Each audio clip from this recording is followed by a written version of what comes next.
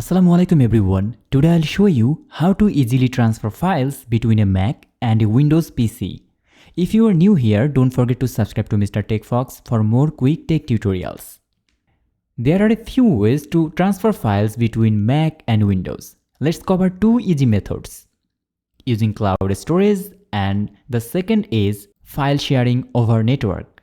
So method 1, using cloud storage. First, you can use cloud storage services like Google Drive, OneDrive or Dropbox. Simply upload your files to the cloud on the device. You can visit drive.google.com and then log in with your Google account and then upload your file. In the same way, you have to download that from the Mac. Open Google Drive in your browser on the Mac, upload your files, and then open Google Drive on the Windows PC to download them. It's quick and simple.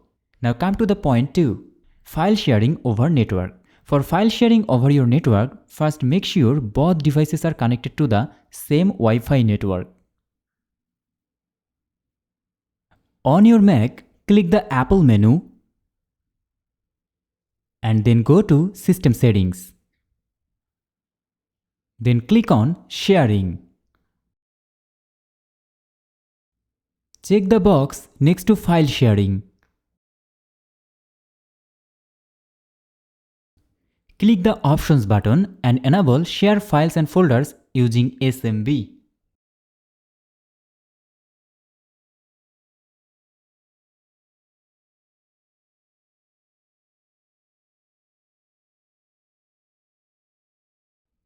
Make sure you also check the box next to your account name.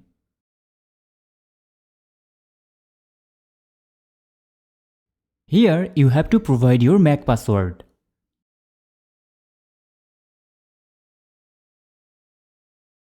Now click on Done button. Now take the note of the Mac's IP address displayed in the file sharing window.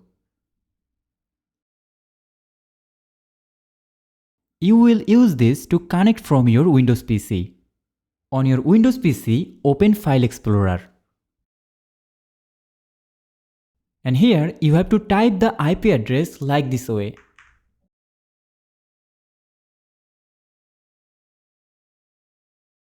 And now you have to click on Go to button. You will be prompted to enter your Mac's username and password. Once connected, you will be able to browse and transfer files between your Mac and Windows. If you want to remember the settings, check it. Then click on OK button. And that's it. You can now easily transfer files between a Mac and a Windows using either cloud storage or file sharing over a network. If this helped, don't forget to like and subscribe to Mr. TECHFOX for more quick tech tutorials. See you next time.